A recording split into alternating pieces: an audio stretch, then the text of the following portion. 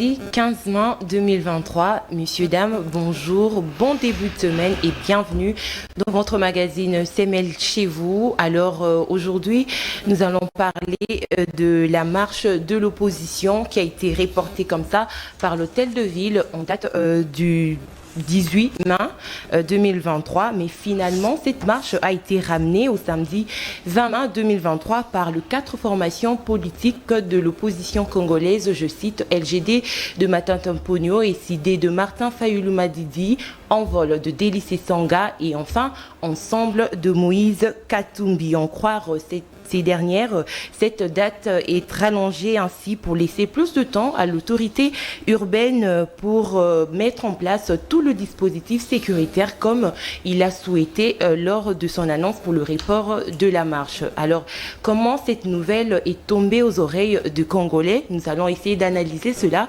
tout au long de cette émission avec notre invité qui est déjà sur ce plateau de CML chez vous. Aussi, afin de soutenir la RDC dans la restauration de la paix et la sécurité dans la partie est du pays. Alors la SADC avait promis de déployer de troupes, c'était au cours du sommet de Windhoek en Namibie. Ainsi,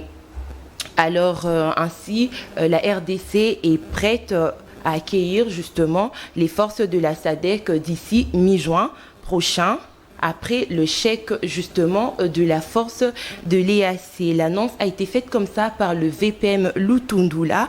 Comment cette nouvelle est perçue par la population congolaise? Ça aussi fera l'objet de nos échanges aujourd'hui avec Monsieur Yves Bouya. Il est journaliste et analyste politique. Monsieur Yves Bouya, bonjour et bienvenue madame. À vous. Bonjour madame.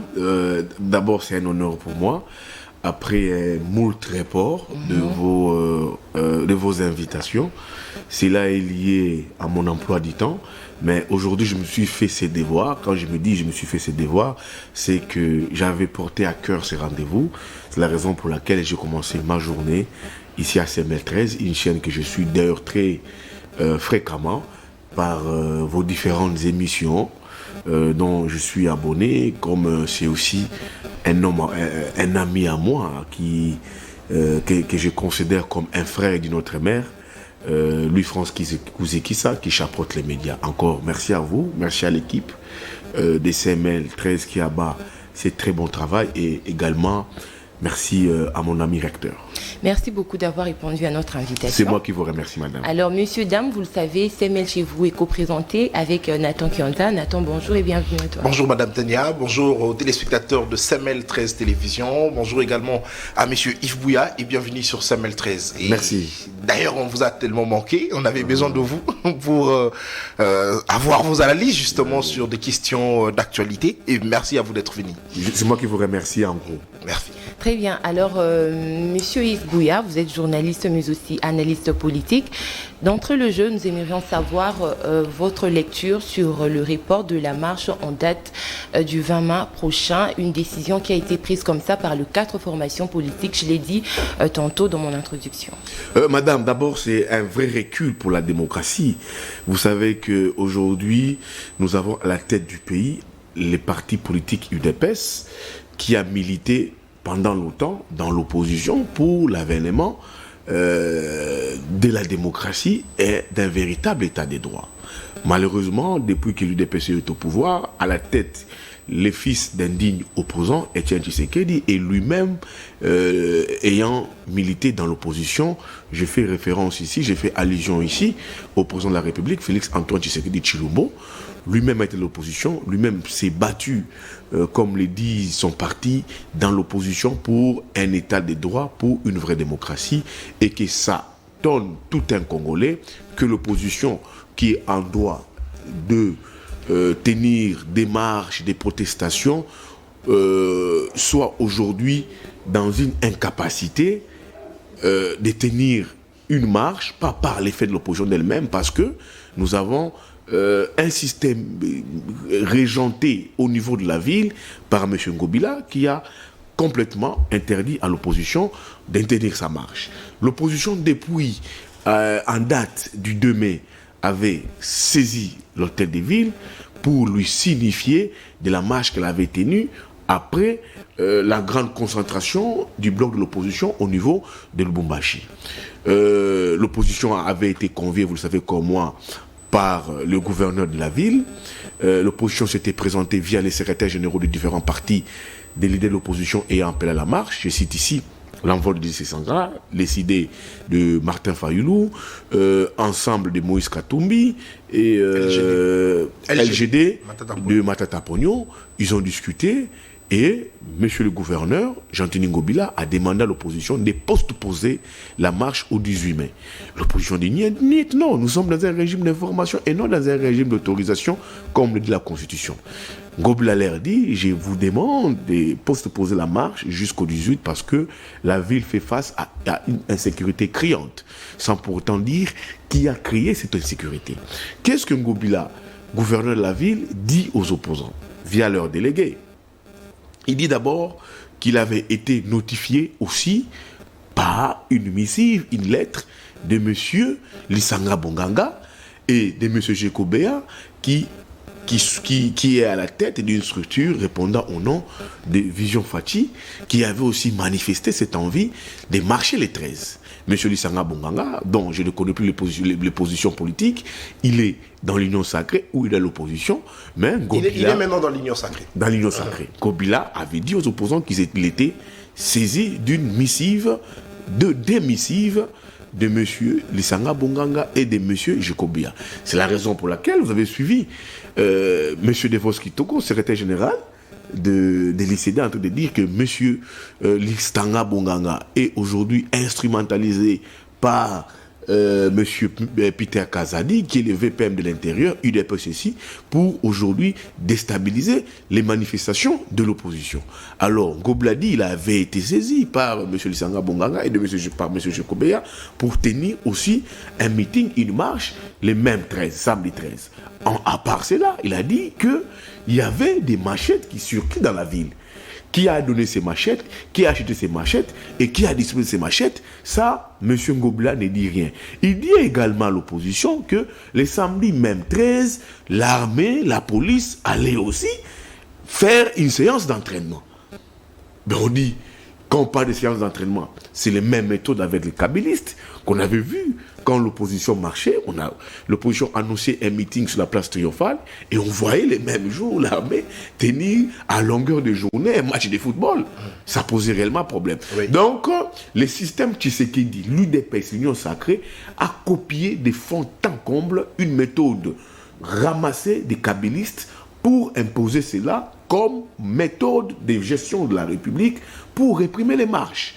Donc, tout ce que M. Ngobila avait formulé à l'opposition comme méthode, comme astuce liée à l'insécurité, on comprend que ce n'est pas des astuces purement sécuritaires, c'est réellement une recommandation qu'il a formulée pour que l'opposition ne puisse pas marcher.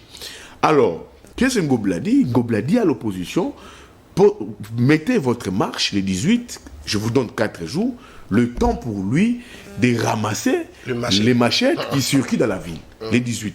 Mais quand Ngobila renvoie l'opposition au 18, il sait que lui-même avait aussi été saisi, notifié d'une lettre de la jeunesse de l'Union Sacrée qui allait aussi formuler ça, qui allait, qu'est-ce que je peux dire, qui allait lancer ses activités. La jeunesse de l'Union Sacrée, qui aussi, les mêmes 18 mai, je crois, les jeudis, avait aussi saisi l'hôtel de ville pour une manifestation. Qu'est-ce qui allait arriver, mes chers amis? On allait avoir un Ngobila qui allait recevoir le 18 mai l'opposition. On allait voir aussi, dans cette réunion, la jeunesse de l'Union Sacrée qui aussi avait formé la demande de manifester. Et au finish, Ngobila allait dire, non, vu que je démarche pour caler pour un même jour, je serais dans l'incapacité de sécuriser les 2 marches. Qu'est-ce qu'il allait faire? Il allait catégoriquement annuler toutes les 2 marches. Et l'opposition, ayant cette information, l'opposition, via sa déclaration, dans un cadre qui a réuni tous les 4 leaders, via son porte-parole, M. Denis Sesanga a dit, M. Sesanga, M. Ngobila, au lieu de ces 4 jours que vous nous avez donnés, nous vous donnons 1 semaine jusqu'au 20 où nous allons marcher, le temps pour vous de ramasser toutes les machettes qui circulent dans la ville. C'est la raison pour laquelle l'opposition avait assez trop d'informations sur ça, a levé l'option de ramener la marche au 20 mai, les samedis 20 mai, et ça sera sans prétexte. Les 20 mai, l'opposition sera dans la rue. Je pense que déjà, quand l'opposition a annoncé que ça reportait la marche pour le 20 mai, aussitôt, le secrétaire général de ces différents partis, l'Envol, les CID, LGD de Matata Pogno et ensemble les Moïse Katumbi, les mêmes jours, avaient à nouveau saisi l'hôtel des villes pour dire que nous allons marcher le 20 mai avec les mêmes itinéraires. Alors vous estimez que toutes les méthodes que le gouverneur de la ville a mis en place, c'était justement pour étouffer la marche? C'était pour justement étouffer la marche de l'opposition. Il faut dire ici que les pouvoirs ont eu peur de cette marche à l'idée où il y avait une très forte mobilisation. Vous avez vu comment est-ce que déjà M. Martin Fayulu avait mobilisé au niveau de Selembao via une matinée politique. Vous avez vu les différentes descentes effectuées par M. Moïse Katumbi, d'abord au niveau de la Tchangou, où il avait harangué la population, au niveau des Kanlouka, où il est allé au fait visiter un centre médical qu'il a retapé, complètement relooké avec matériel dernière génération pour à la population des Kanlouka. C'était aussi une forme de mobilisation. Vous avez vu différents spots ayant circulé à l'avant-veille de la marche du 13 de ces différents leaders, Matata Pogno, Moïse Katumbi, Délice Sanga, Martin Fayulu, et ajouté à cela d'autres leaders. Ici, j'ai fait allusion à Franck Diongo, j'ai fait allusion à Moïse Monidela et à d'autres activistes de la société civile qui avaient aussi appelé à la forte mobilisation. Je pense que le régime, ayant vu cette mobilisation qui était vraiment tout azimut, l'opposition, le pouvoir a complètement eu peur, a dit non, on ne pourra pas sécuriser et il faut reporter la marche. Et puis l'opposition, il faut comprendre ici, madame, l'opposition n'a pas voulu tomber dans les pièges du pouvoir en place. Où il fallait, j'ai suivi les gens ici m'interpeller pour me dire, Yves Bouya, il fallait marcher, l'opposition devait marcher, il fallait avoir ses bras de fer et tout consort pour que s'il y avait des incidents qui arrivaient, on allait mettre cela aussi sur la tête de M. Tshisekedi. Il ne faut pas oublier aussi, s'il y avait aussi un incident, tous ces leaders-là qui sont là, du bloc de Lubumbashi, sont tous candidats déclarés à l'opposition. L'opposition, ils pouvaient aussi mener une marche et que vous avez vu aussi s'il y avait une infiltration et qu'il y avait des casses, les sangs coulés, il y avait meurtre à la limite que le leader de l'opposition ne souhaite pas, ça allait aussi être sur la tête de ces leaders de l'opposition.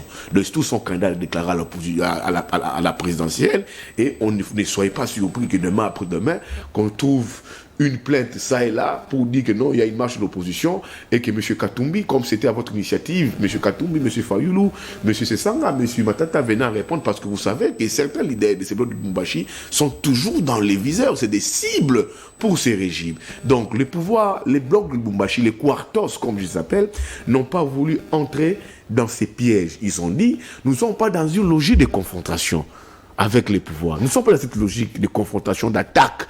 Il faut mener un bras de fer. Peut-être que ça arrivera à un moment où les pouvoirs de Tshisekedi manifestera ces velléités de glissement, ces velléités de toucher à certaines dispositions intangibles de la Constitution. Ils ont dit, nous ne sommes pas là pour d'abord pour faire couler les sangs. Nous ne sommes pas là pour aujourd'hui blesser les Congolais. Nous ne sommes pas là aujourd'hui pour tuer les Congolais comme ils sont déjà assez trop tués dans la partie Est. Nous sommes là dans un cadre d'une marche pacifiste pour réclamer le consensus électoral au niveau de la CENI.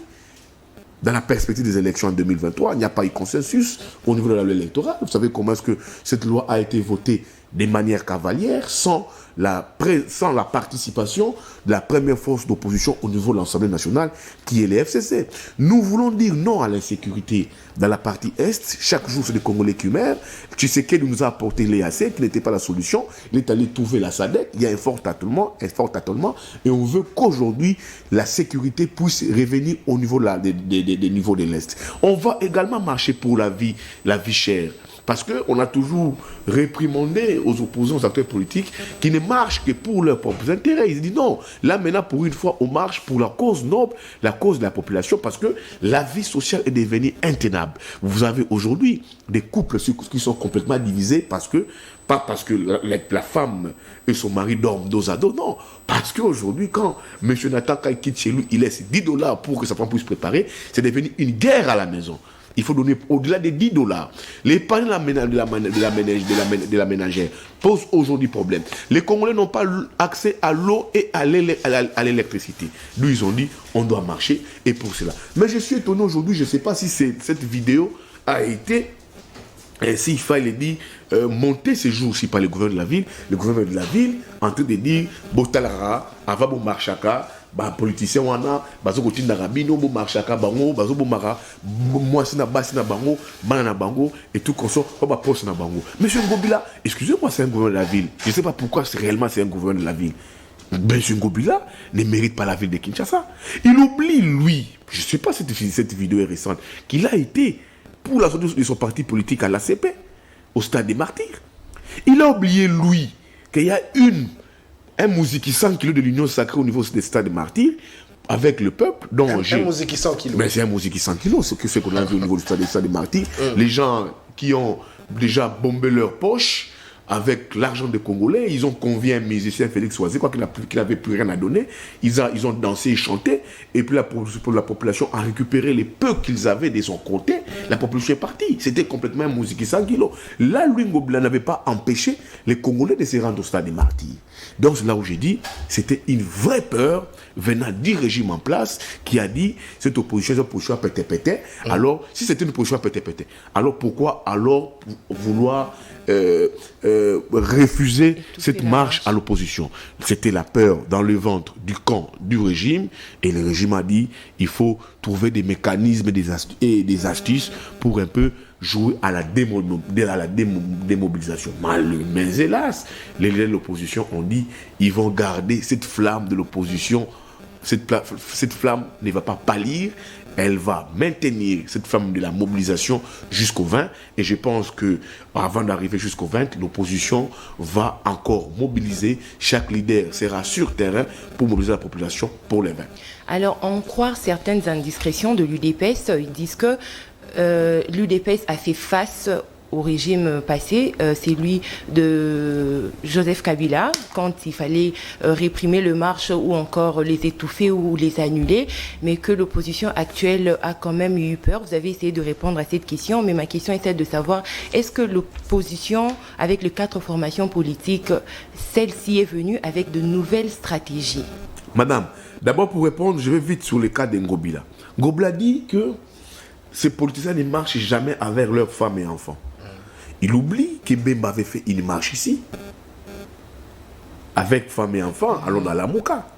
Jean-Pierre Bemba, il avait animé une marche de la Mouka. Oui. Fayoul Le Mouzi était en Europe, mais comme c'était une marche de la Mouka, Bemba en a fait avec sa femme Liliane et tous ses enfants. Ce gouverneur qui a une mémoire très courte, Bemba avait mené une marche ici. Tout ça parce qu'il veut ressortir son envie de l'union sacrée. Comme dans l'union sacrée, il n'agit pas comme gouverneur qui travaille pour les Quinois, mais il veut afficher l'image d'un gouverneur qui est pour l'union sacrée. Ses décisions sont impartiales. Non, c'est un gouverneur qui aujourd'hui veut plaire au président de la République, dit que je suis en train de travailler, mais un gouverneur qui répond aux méandres de l'union sacrée. Parce que lui-même est union sacrée. Son parti est dans l'union sacrée, M. Ngobila. Madame, l'opposition, ce n'est pas aussi ce qu'il faut penser de l'opposition. Une opposition brutale, une opposition barbare. Non.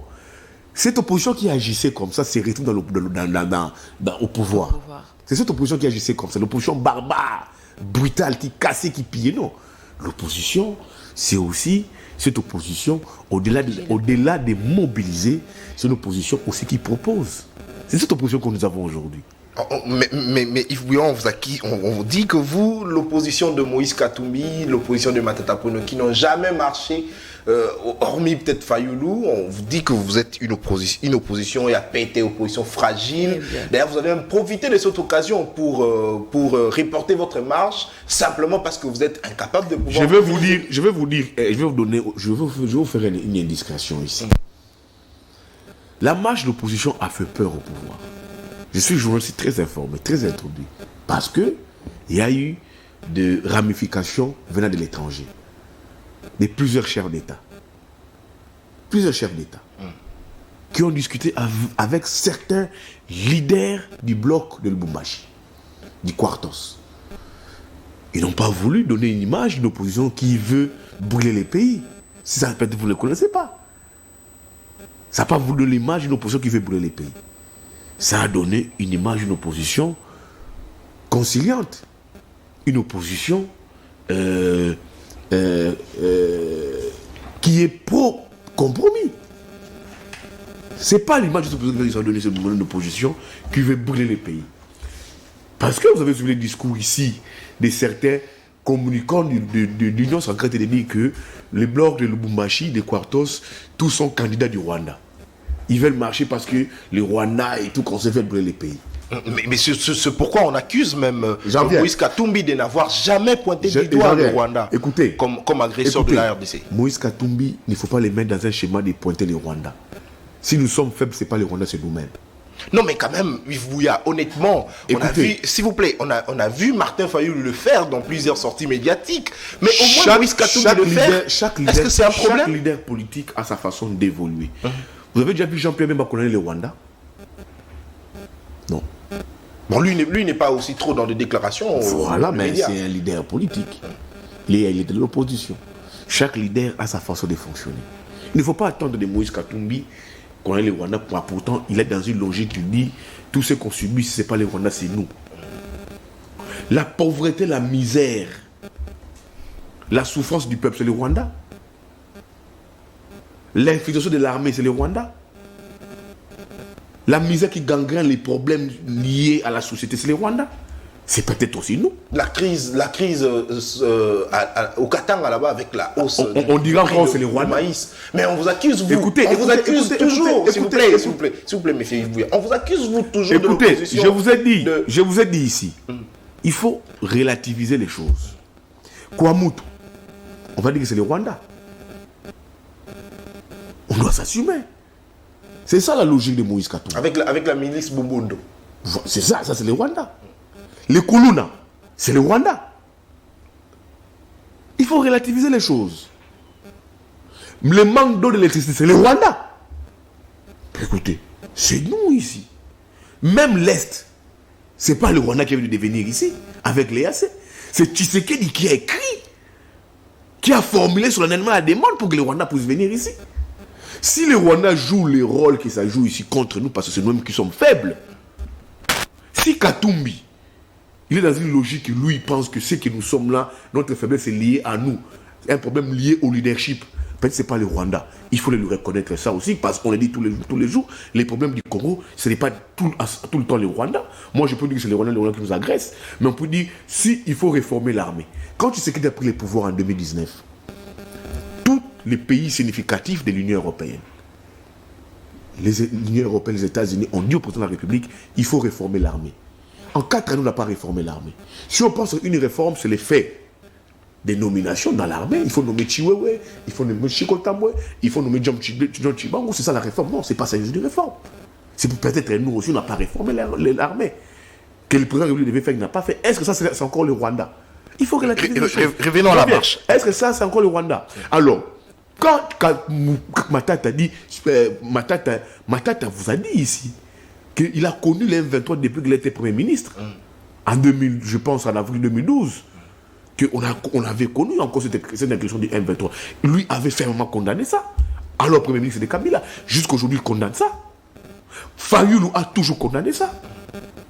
Sessanga l'a toujours condamné, mais bien que des fois, il relativise aussi que les problèmes, c'est nous. Très bien. Donc il ne faut pas toujours aujourd'hui tout mettre entre les derrière sous la tête du Rwanda. Le problème du Congo, c'est aussi nous. Comme on passe aussi Moïse Katumbi, à un niveau. Donc c'est un peu ça. Donc, alors, la marche, vous allez faire perdre mon intelligence. Allez-y. Il y a eu des ramifications à l'international, si vous ne le savez pas. Ça, les opposants ne vous diront pas. Mais moi, je l'ai dit comme journaliste, très informé. Il y a eu des chefs. Nous vous connaissons avec des révélations toujours. Il y a eu des chefs d'État qui ont appelé certains leaders de l'opposition pour dire ne tombez pas dans les pièges de Ngobila, ne tombez pas dans les pièges du système en place, de l'union sacrée. Ne donnez pas l'image des personnes des ventes à guerre, des personnes des personnes prêtes à brûler les pays. Alors, vous pensez que même certains chefs d'État ne sont pas d'accord avec la gestion de Tshisekedi? Je vous dis ici, je vous fais une indiscrétion. Très bien. Que les chefs d'État de la sous-région ont parlé avec certains leaders, parmi certains quartos, pour dire, je ne vais pas les citer, ils ont parlé avec eux pour dire, ne donnez pas l'image de ces Congolais qui veulent brûler les pays. Ne tombez pas dans leur piège aussi. Soyez intelligents. C'est là qu'ils ont développé l'intelligence. Ils ont mis Ngobila face à ses responsabilités. Vous nous donnez 4 jours, nous on vous donne 1 semaine pour retirer vos machettes. Ça, c'est aussi une stratégie. Vous voulez voir une opposition qui vient dans la rue, qui tue, qui pille, qui casse. C'est ce que vous voulez. Non. Le moment arrivera où on aura cette opposition qui ne va pas reculer sur certaines dispositions intangibles de la Constitution. Mais la marche qui a été convoquée pour les 20, c'est une marche pacifiste. Très bien. Une marche pour l'intérêt des Congolais. Et en même temps, on ne peut pas appeler une marche pacifiste et voir les sangs couler. Nous avons dit à Ngobila, retirez toutes vos machettes. Nous avons donné 4 jours, nous vous donnons 1 semaine. Alors, il y a eu des ramifications des chefs d'État. Ça, je vous l'ai dit. Très bien. Ça, les leaders ne vous le diront pas. Pour dire, ne tombez pas dans les pièges, ne donnez pas l'image des personnes qui vont brûler les pays. Ils étaient prêts à ça. C'est la raison pour laquelle vous avez vu jusqu'au vendredi 12 dans la soirée, les déclarations se sont multipliées venant de ces leaders. Le même vendredi 12, après la réunion au niveau de l'hôtel de ville, le secrétaire général avait déjà fait une communication au niveau de l'hôtel de ville pour appeler à la mobilisation et dire que nous avons mené la marche. Le même vendredi 12 dans la soirée, Martin Fayulu allait faire une autre vidéo pour s'opposer à la décision de Ngobila. Également Moïse Katumbi. Idem Matata. Aussi de laisser sang. Pour dire nous irons marcher. C'est la raison pour laquelle ils avaient tous balancé cette spot-là, réunissant ces 4 quartos, maintenant la marche. Alors, quand il y a eu des ramifications, il y a eu des appels, des coups de fil venant de certains chefs d'État de la sous-région pour dire ne donnez pas l'image de ces personnes, de ces Congolais qui veulent voir les sangs couler. Parce que si les sangs coulaient, on dira que c'est une marche à l'initiative de l'opposition, que c'est des gens qui aiment les sangs. Et la raison pour laquelle, avant la déclaration de ces 4 leaders au niveau des Faden House, vous avez vu Moïse Katou faire le déplacement chez Bintou Keïta. Qui est Bintou Keïta? C'est la secrétaire générale, la représentante générale de la Nations Unies au niveau du pays. Ça a une autre portée. Alors, monsieur Yves, ici vous évitez... Donc, l'opposition a été plus sage, a évité les pièges des informations qu'ils avaient eues. Ils ont dérouté ça pour aujourd'hui mettre les pouvoirs et les régimes face à ces responsabilités. Ils savent que le 20, s'il n'y a pas Ngobila trouver d'autres prétextes, ils diront non parce qu'ils ont été plus conciliants.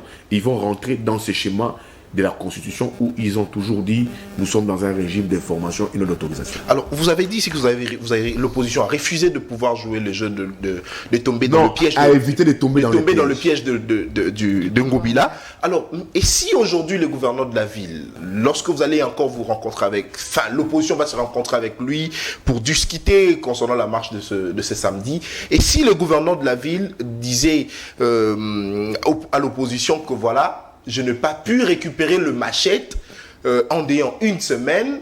Est-ce que vous pouvez me donner encore quelques jours? Est-ce que l'opposition sera d'accord? C'est là où j'ai dit que... Ou cette fois-ci, l'opposition va accepter de jouer encore... L'opposition... S'il vous plaît. Est-ce que cette fois-ci, l'opposition va accepter encore de tomber dans le piège de... C'est là où j'ai dit, vous voulez voir une opposition barbare. L'opposition que vous voyez là, elle est dans toutes ses dimensions. C'est une opposition diversifiée. Elle a une capacité de mobilisation, elle a une capacité de proposition, elle a une capacité d'éviter des pièges. C'est ça l'opposition dans toute sa diversité. C'est ça cette opposition que nous connaissons aujourd'hui. Là, Ngobila est face à ses responsabilités. Ngobila dit je vous donne 4 jours, laissez-moi 4 jours. C'est venu de sa bouche. marcher les 18. L'opposition dit non. Nous, on veut marcher les 20. Vous avez une semaine, c'est 7 jours pour récupérer les machettes. Parlons de ces machettes. Disséminées à travers la ville. Qui en a acheté et qui en a distribué? Est-ce que vous n'avez pas d'informations? Je ne sais pas. Qui en a acheté et qui en a distribué? Je pense que la personne qui donne l'information, c'est lui qui doit plus nous éclairer.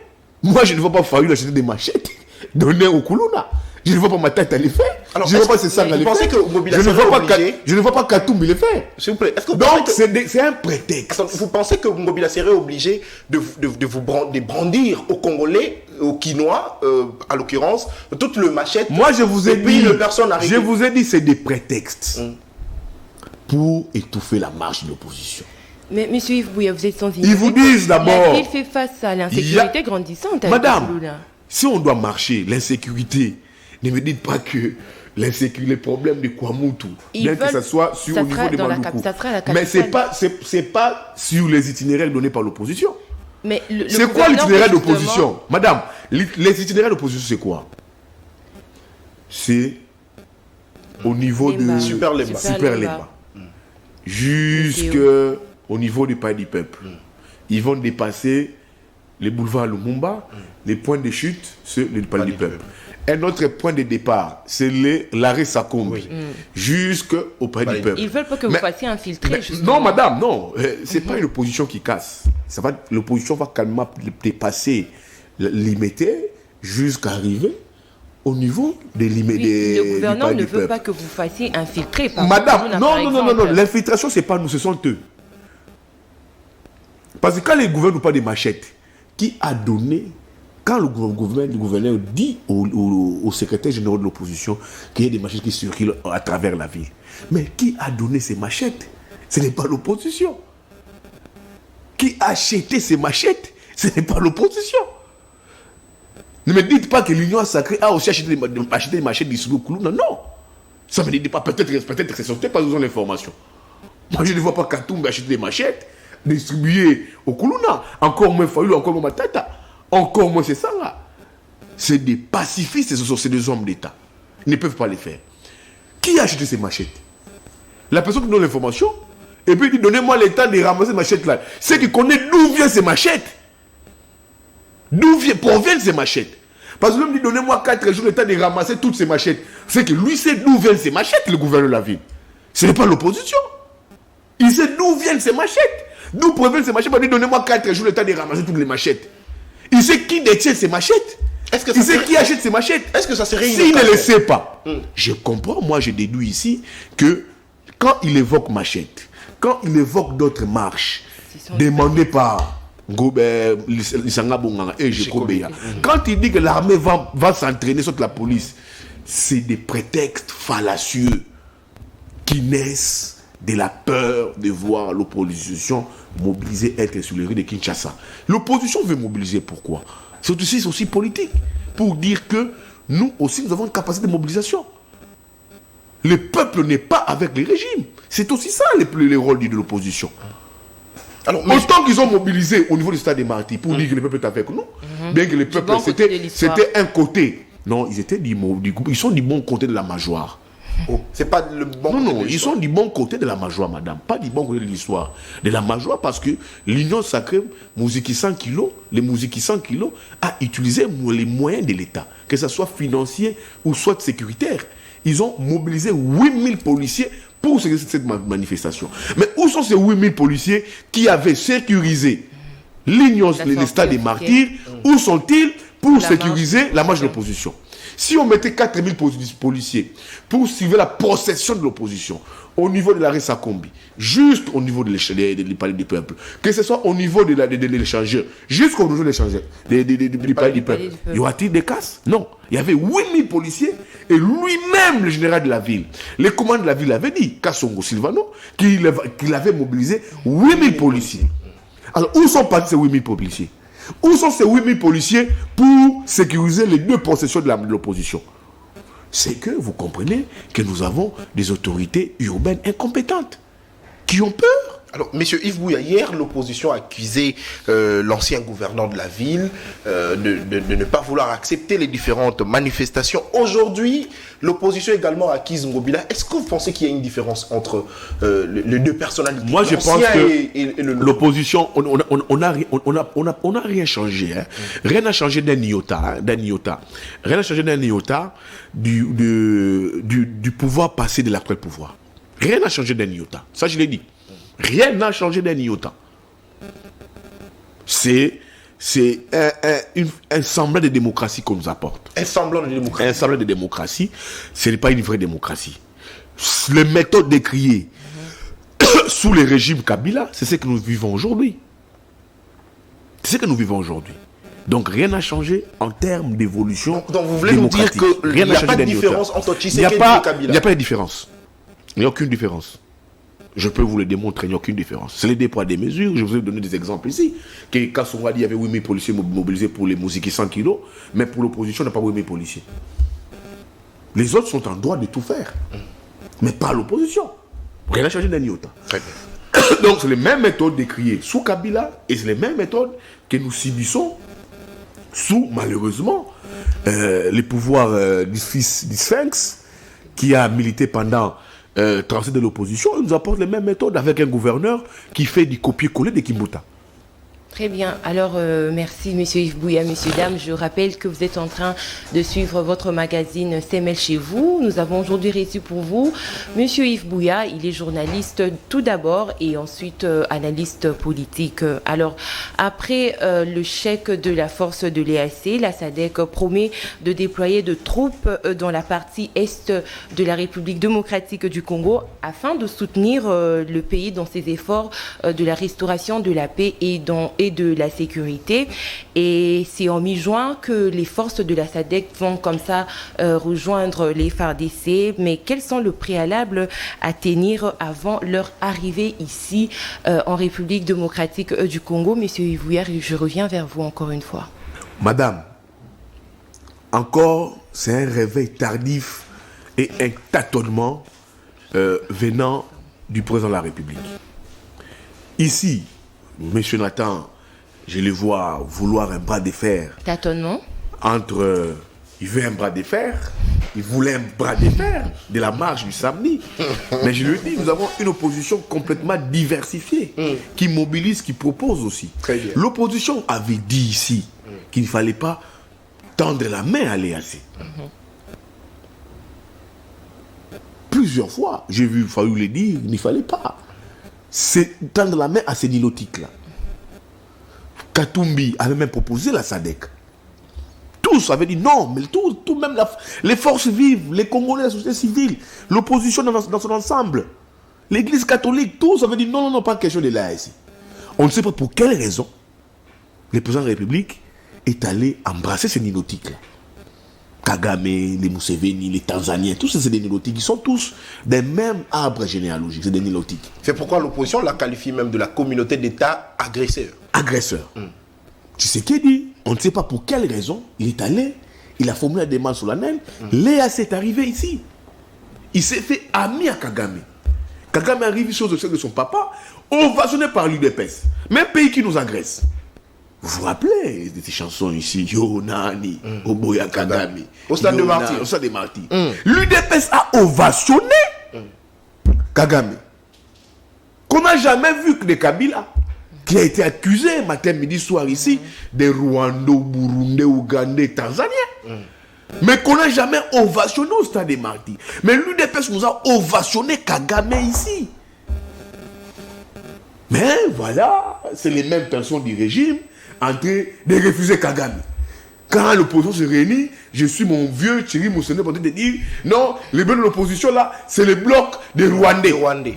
Mais que Thierry Moussenet pour répondre aussi à Nicolas Kazadi, qui est membre influent de l'Union Sacrée, qui avait dit ici que Kagame, c'est le frère. Mais tu sais qu'elle dit, même s'il s'entretue, la famille reste la famille. Qui avait ovationné ici Kagame? C'est l'Union Sacrée. C'est l'UDPS. Au stade des Martyrs. Au 2 du Sphinx. Parce que Kagame était l'ami du président. Le président est mon frère Kagame. L'Union sacrée a ovationné Kagame ici. Est-ce que, monsieur, ce sont eux maintenant. J'en viens, laissez-moi. Il ne faut pas. Est-ce que vous pensez que le fait d'être voisins fait de nous frères? Écoutez, nous sommes condamnés à rester frères. Voisins. Nous sommes des pays voisins jusqu'à ce que le monde existera. Mais est-ce que cela fait de nous frères? La terre, je ne sais pas. Que ça fasse de nous frères ou pas, ça dépend de nos relations que nous avons avec les Rwandais. Très bien, allez-y. Ça dépend de nos relations que nous établissons entre les Rwandais, entre État et État. Très bien. Mais quand tu vas au niveau de Goma, moi je fais plusieurs fois Goma, il y a ces mouvements des populations, des Goma qui vont vers Kigali, Gisenyi, ceux qui quittent Kigali, qui viennent à Gisenyi. C'est des relations entre États et États. Très bien. Mais moi, j'ai un peu en relation internationale, entre États, c'est des monstres froids. Que les intérêts priment. Comment est-ce que notre État se comporte vis-à-vis des Rwandais? Très bien. Est-ce que les Rwandais, dans cette relation, est-elle sincère envers nous ou pas? Mais ayant compris cela, comment on se comporter? C'est là où on avait dit au président de la République que Kagame n'était pas un interlocuteur fiable pour vous. Mais le président de la République n'a pas voulu nous écouter. Il n'a pas voulu écouter nous, ses propres frères de ça. Comme eux-mêmes disent les Louba, nous sommes des Machamoumeno. Tu sais que c'est notre Machamoumeno. Nous sommes des frères de sang avec Tshisekedi. Très bien. Tu sais qu'il n'a pas voulu nous écouter, nous, ses frères de sang. Il a voulu créer une relation avec Kagame jusqu'à ce qu'il ait été ovationné ici. On nous apporte l'EAC ici. Mais qu'est-ce que l'EAC bon sang et il a voulu même utiliser le carnet d'adresse de Kagame. C'est ce que Bifor a dit. Il fallait, nous avons de l'or, et vous maintenant, pour respecter de l'or, alors utilisez votre carnet d'adresse. Donc, le président de la République était dans une amitié, dans un cadre vraiment... c'était vraiment... Il convolait à noces, s'il fallait dire. Le président de la République, dans ses relations avec Kagame, il convolait à noces. Très bien. Comme Bifor l'avait dit, que nous avons les minéraux, il fallait utiliser le carnet d'adresse de Kagame. Et ici, le président de la République a formé la demande de l'entrée des troupes de l'AAC ici. Ça devait entrer par Goma, mais ils sont entrés par Ruchuru. Le président de la République, on a vu comment il appelait Kagame ici son frère et ami. On a vu ici comment est-ce que Kagame a été ovationné au niveau du stade des Martyrs. Donc tu sais que le président de la République convolait annonce avec le président Kagame, mais ça capotait. Mais pourtant, nous ici, ces frères Machamoumeno, ces frères de sang, on lui disait, monsieur le président, Kagame n'était pas un partenaire fiable, un interlocuteur fiable pour vous. Mais non. Maintenant, où en sommes-nous? Encore les faits donnent à l'opposition que toi tu fais voir Barbare casser et tuer, avoir les sangs des Congolais entre ses mains. L'opposition avait dit en son temps au président de la République, méfions-nous de l'EAC parce que ces pays, cette structure est composée des pays membres qui agressent le Congo. Même la SADC avait refusé de l'entrée de l'AAC ici. Très bien. Mais le président de la République avait fait fi à toutes ces recommandations. Il est allé embrasser l'EAC. L'EAC arrive ici. Et l'EAC, aujourd'hui, sur le terrain, n'a rien produit. L'EAC, aujourd'hui, travaille des mèches avec les M23. L'EAC crée des zones tampons auxquelles les M23 ont accès et non les FARDC. Le président de la République, vous l'avez vous-même vu autant de fois tourner sur les généraux qui venaient de démissionner. Et Ruto, à ses côtés, en train de sourire. Ruto vient de remplacer le général kenyan par un autre général sans consulter l'AAC.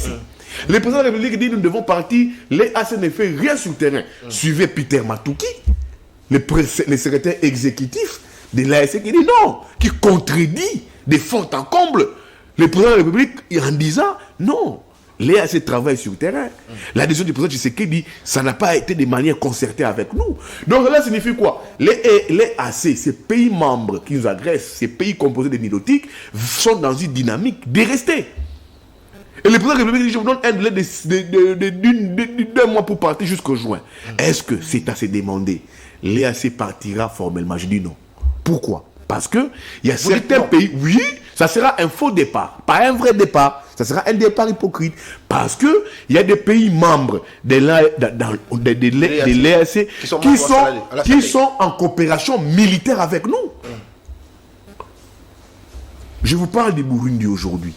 Le Burundi est en coopération militaire avec les FARDC pour combattre les Red Tabarek qui aujourd'hui menacent le pouvoir de Ndayishimiye au niveau du Sud Kivu.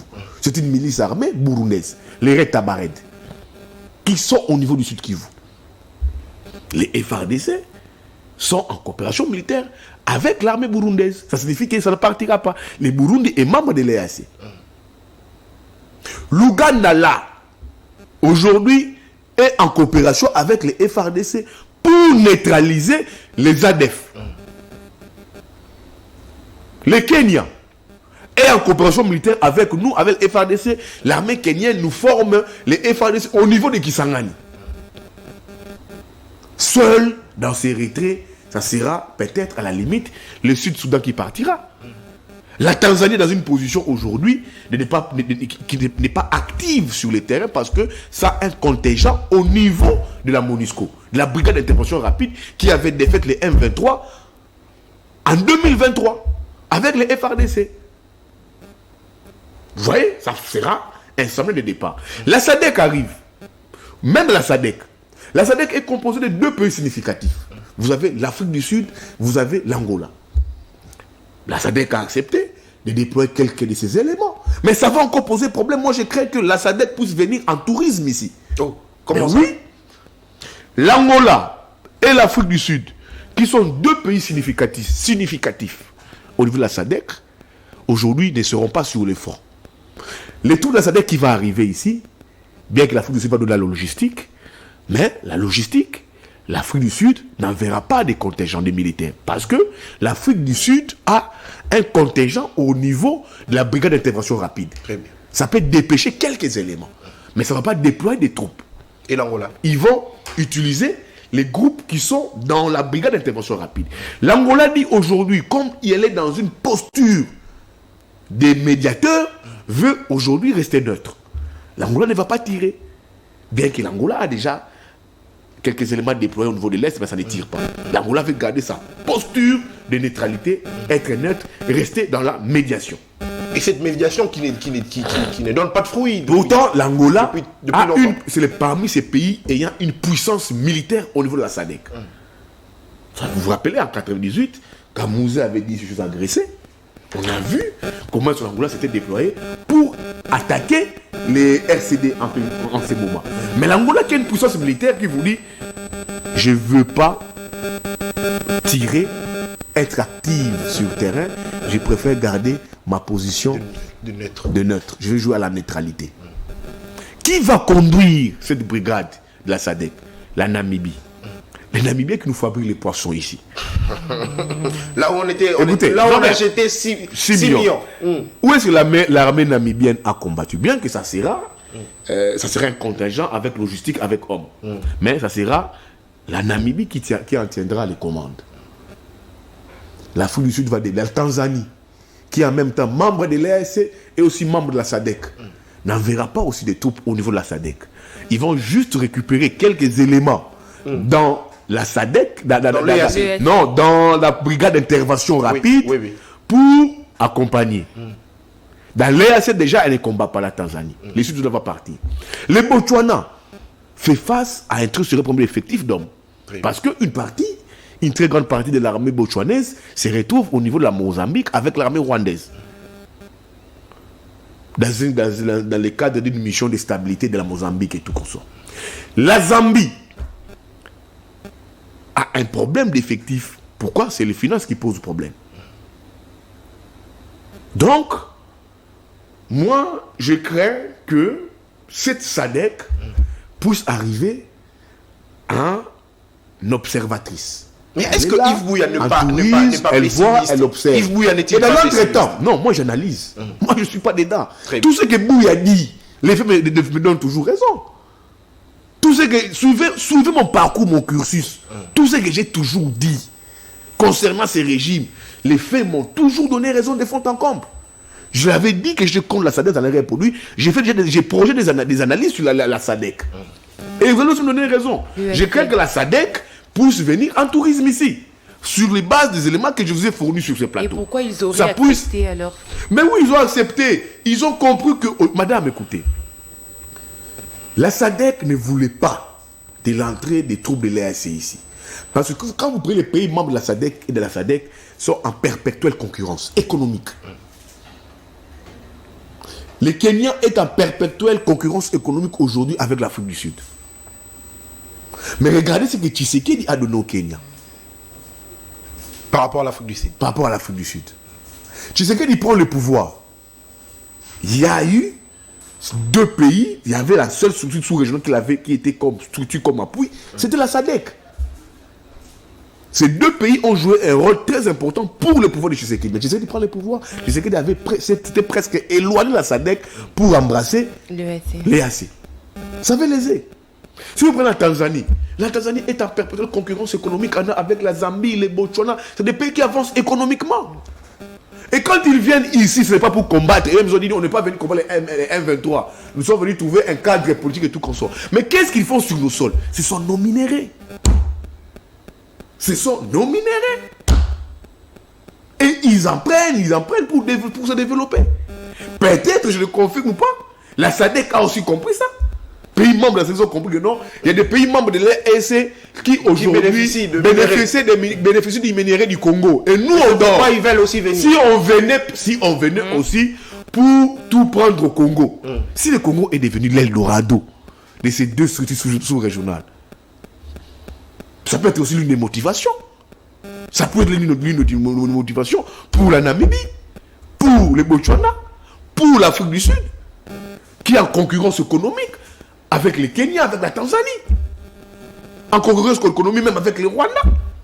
S'ils ont compris que le Congo est devenu l'Eldorado, ça peut être l'une des motivations de l'arrivée de la SADC. La SADC ne voulait pas venir ici. Et j'apprends qu'il y aurait des contreparties que nous avons fait. Je suis en train d'enquêter là-dessus. Il y a des contreparties. On a donné quelque chose, on a fait quelque chose. Je suis en train d'enquêter là-dessus. Il y a une contrepartie que le Congo a fait pour faire accepter à la SADC de venir ici. J'apprends ça. Avec une mission offensive. Je ne sais pas, mais la SADC qui ne voulait pas venir ici, après sont venus, mais avec des bémols comme l'Angola. Alors, donc la RDC a tenté de corrompre justement pour que la SADC accepte. Je dis ici qu'il y a eu des contreparties qui ont été faites. Très bien. Nous, on a fait des contreparties avec ces pays membres de la SADC qui ne voulaient pas venir ici. Moi, comme journaliste, j'enquête sur ça. Très bien. Et j'aurai l'information. Et nous allons vous appeler encore. Je les venais pour vous dire, voilà la contrepartie que le Congo a fait. Très bien. Pour que la SADC puisse venir, que la SADC était dubitatif avec la présence de l'EAC. Maintenant, qu'est-ce que nous avons maintenant? Nous avons une nébuleuse. Nébuleuse où vous avez... Le Congo est devenu un champ de tir. Où toutes ces armées-là viendront sur nos sols pour se tirer dessus. L'EAC est dans un schéma de ne pas partir à suivre les propos de Peter Matuki. Ça, c'est sûr, ça va rester ici. Certains pays vont rester ici parce qu'ils sont en coopération militaire avec nous via les FARDC. La SADC arrive. Comment ces troupes de la SADC et de l'EAC vont-ils se comporter? Il faut s'y comprendre, il faut s'y voir ça. Il faut comprendre, il faut voir ça. Il faut analyser ça. Parce que c'est des pays qui sont en concurrence économique comme pas possible. Comment vont-ils se comporter? On a vu ici déjà comment est-ce que la MONUSCO se comportait vis-à-vis des FARDC. Ça posait des fois des couacs. Entre FARDC et MONUSCO, on a vu que la MONUSCO, avant l'arrivée des couacs. On aura sur le sol congolais l'EAC, on aura la SADC, on a en même temps la MONUSCO. On a en même temps des groupes armés ici non identifiés qui sèment désolation malgré la présence de la MONUSCO, malgré la présence de ces groupes de l'EAC.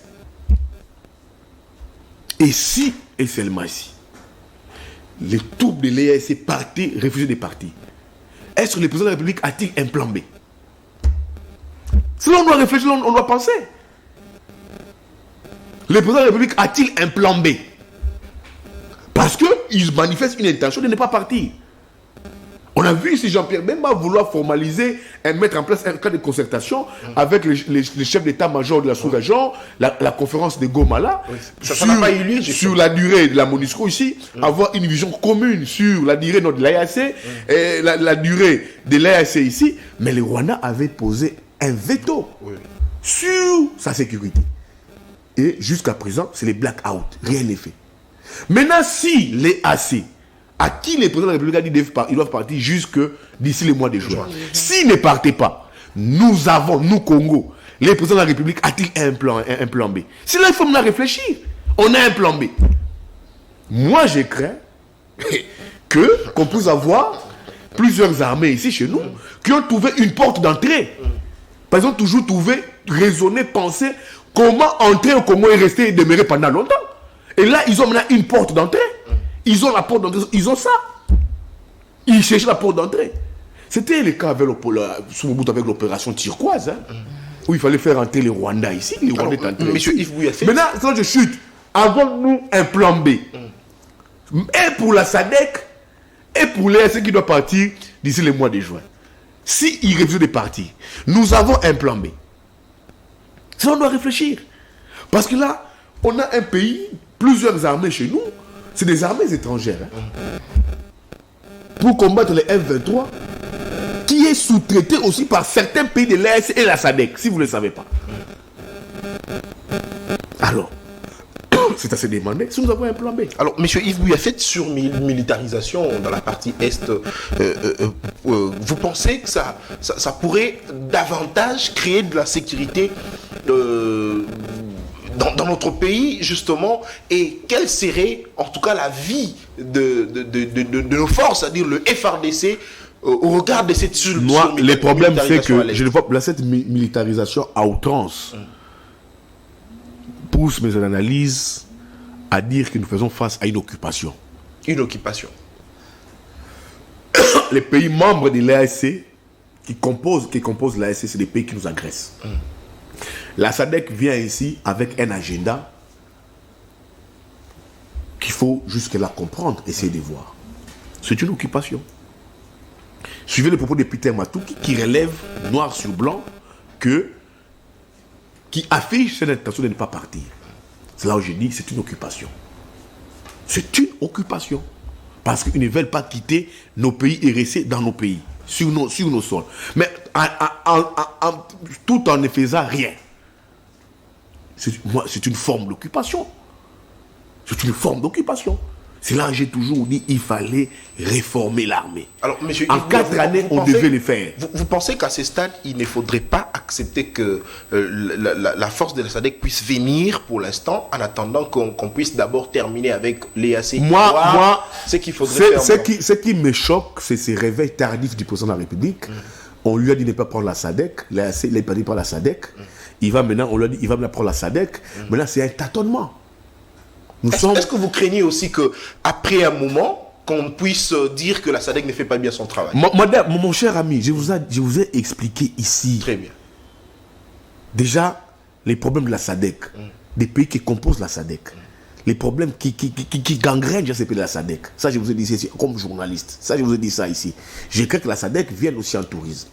Et je ne sais pas comment elle va se comporter avec les troupes de l'EAC. Alors, est-ce qu'il est temps déjà de commencer à définir ce que serait la mission de la SADC avant que cette force pour la stabilité à l'Est? Mais moi, comme je le dis... C'est-à-dire définir concrètement, vous êtes sans ignorer qu'avec l'EAC, c'était qu'ils devraient venir soutenir les FARDC pour mettre fin au M23, et puis on apprend que c'est une zone tampon, ils sont venus observer... Je vous ai parlé de mes inquiétudes ici. Oui, oui.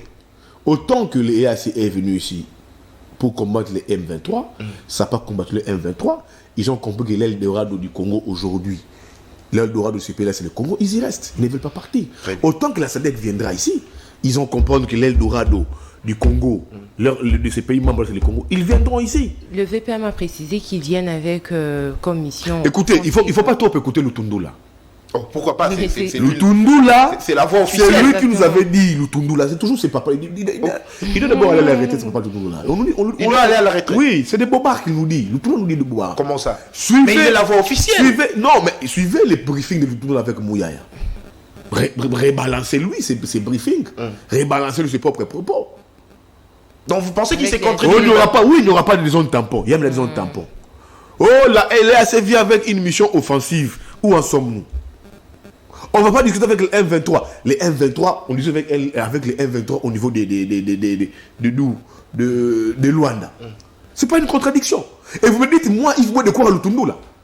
La SADC vient avec une mission offensive. Ça viendra là, ça viendra en tourisme.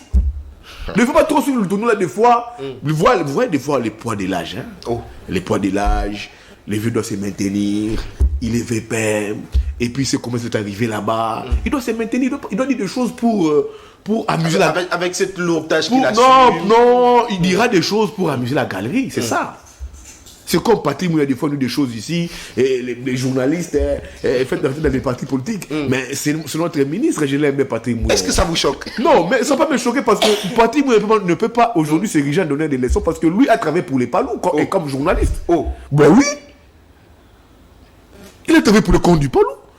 Patrick Mouya, donc lui-même était journaliste politique. Moi, je vous dis, Patrick Mouya, c'est un grand frère. Pour moi, je l'aime bien. Nous avons des très bonnes relations. Des relations au beau fixe. Quand on se voit, on discute. Il dit non, les journalistes là engagés, oui, c'est son droit de dire ça. Il demande à ces journalistes d'aller dans des partis politiques, de laisser le métier. Moi, j'aime être clair. Moi, j'aime être vrai.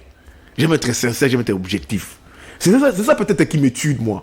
Les gens me trouvent des radios. Je ne suis pas un radicaliste, moi. Je ne suis pas un extrémiste. C'est mes vérités qui tuent. J'aime beaucoup le ministre. Il fait très bien son travail. La loi qu'il nous apporte, on discute, on parle bien. Justement. Ça, vraiment, c'est sans arrière-pensée, sans arrière-idée. Quand je l'ai suivi dans une émission avec mon ami recteur, je l'ai suivi avec Peter Tiani, avec Paulette Kimoutou, avec mon ami de Koflapé, Papa Satinel. Il parle de ces journalistes engagés. Je l'ai encore également suivi, monsieur le ministre Patrick Mouya, lors de la journée de la presse, devant les présidents de la République le 3 mai.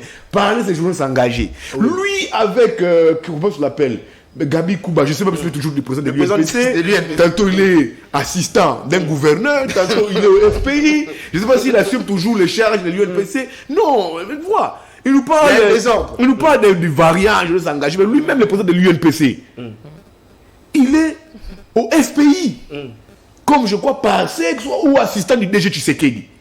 Lui-même, il aurait une carte de l'UDPS. Oui, moi c'est ça moi, j'aime de dire la vérité. Il aurait même une carte UDPS. Et le président du CESAC également. Le président du CESAC, il est là. Bon, c'est aussi un ami, c'est aussi mon ami et frère Christian Bossé, mais il est là. Mais je constate qu'il est journaliste, en même temps juriste. Il a aussi été engagé. Il prenait des positions pour un pouvoir. Patrick Mouya, qui nous dit laissez la profession, je suis engagé. Mais Patrick Mouya oublie qu'il a travaillé pour les Palous. Très bien. Écoutez, en étant journaliste, Patrick Mouya a travaillé pour les Palous. Pose la question à Moukeba Nkoso. Pose la question à Juste Noël Cheke. Pose la question à Eric Chikouma. Son ami. Au niveau de CBS. Ils ont porté la lutte du Palou. Mais pas comme politicien. Comme journaliste à CBS. Alors, pourquoi vous pensez qu'il n'est pas mieux placé pour Non. Monsieur Patrick Mouyaya connaît ce que c'est la presse au Congo. Très bien, merci. La presse avec conviction existe même en Europe. Monsieur, je pense, Sarkozy avait chassé Patrick Poivre d'Algora à TF1. En Europe, moi qui fais l'Europe, il y a la presse de gauche, la presse de droite. Il y a la presse engagée en Europe. Ça existe. Les journalistes d'opinion. Le journaliste d'opinion, moi, journaliste d'opinion, ça existe. Merci. Donc, quand j'ai suivi la vidéo, moi-même, j'ai dit au ministre Patrick Mouyaya, c'est très bien, c'est très beau. Un journaliste doit rester objectif. Mais un journaliste porte de conviction parce que si moi, il y a élection, j'irai voter. Très bien. J'ai voté sur Tshisekedi. Vous n'êtes pas militaire quand même. Je ne suis pas militaire. Parce que j'irai voter. Je porte des convictions, je porte des opinions. Et c'est très normal pour un citoyen. Très bien que j'aime beaucoup le ministre Patrick Mouya, ce qu'il fait. Sa proximité avec la presse. Ça, j'aime, ça, j'adore. Tu peux l'appeler quand tu voudras, n'importe quel téléphone. Il peut te convier chez toi, Nathan, viens, on mange, on boit. C'est très normal. Mais je le dis, monsieur le ministre, vous oubliez aussi votre passé. Il a porté le combat du Palou. Il a porté là où les Palou l'ont aussi adopté. Les Adolphe Mouzito, les vieux ici, qui c'est Adolphe Mouzito, qui encore, celui qui a été Premier ministre là, à la place de Mouzito, était Mayobo, Kizenga. C'est là qu'ils ont tous porté Patrick Mouyaya. Parce qu'il a porté le combat du Palou, jusqu'à ce que le Palou a fait un deal politique avec le président de la République. Du temps, à l'époque, Joseph Kabila, ils ont pris la primature, il s'est retrouvé comme conseiller politique, en charge de la communication d'ailleurs du premier ministre Adolphe Mouzito. Parce qu'il avait comporté les combats du Palou. Est-ce qu'il faisait la politique ou il était dans le journalisme? Le message est passé. Non, j'aime ce que j'ai dit là, je ne serai pas ennemi du parti. Quand on va se pouvoir discuter. Mais on doit réfléchir. Très bien. C'est ça la réflexion. Je renvoie aussi les ministres et partis à une belle réflexion. Quand il parle de journalisme engagé, quand il portait le combat du Palou à CBS, c'était comme politique ou comme journaliste. Qui nous le disent aussi. Est-ce qu'il était naître? C'est aussi des questions. C'est ça aussi. Parce qu'il a dit, bon, Yves Bouya entré dans les partis politiques, monsieur le ministre, c'est Patrick Mouyaya. Merci, monsieur Yves Bouya. Quand vous portiez le combat du Palou, jusqu'à devenir conseiller politique de l'ancien Premier ministre Adolphe Mouzito, quand le Palou vous a porté, vous avez porté le combat du Palou comme politique ou comme journaliste. Très bien. Merci beaucoup. Alors, il était engagé pour le Palou. Très bien. Il portait les convictions du Palou. Très bien. Jusqu'à présent, il est ministre Palou. Il est ministre Palou. Il est député Palou. Merci beaucoup. Vous voyez un peu. Donc le ministre Mouyaya, je suis d'accord avec lui, tout ce qu'il nous dit, mais je les renvoie aussi au passé. L'avenir est fait du passé. Monsieur le ministre Mouyaya, je vous aime pour vos débats, les privés, l'intelligence que vous avez, ce que vous faites pour nous. Je suis clair envers lui. Les changements des narratifs, je suis d'accord. Il fait très bien son travail comme porte-parole du gouvernement. Il ne donne que des faits. Il ne fait pas les djalélo. Je suis d'accord avec lui. Mais là où je mets un bémol sur lui, quand il parle de joueurs engagés, quand il portait le combat du Palou, c'était comme politicien ou comme journaliste. Très bien. Merci beaucoup. Alors, l'émission d'aujourd'hui est terminée. Merci d'avoir répondu à nos différentes préoccupations. Merci, madame. Merci à Nathan pour la présentation. Merci Tania, merci monsieur Yves Bouya. C'est moi qui vous remercie. Alors merci à vous de nous avoir suivis. On se retrouve comme ça demain pour un nouveau numéro. D'ici là, restez branchés au programme de votre chaîne CML13 Télévision. Au revoir.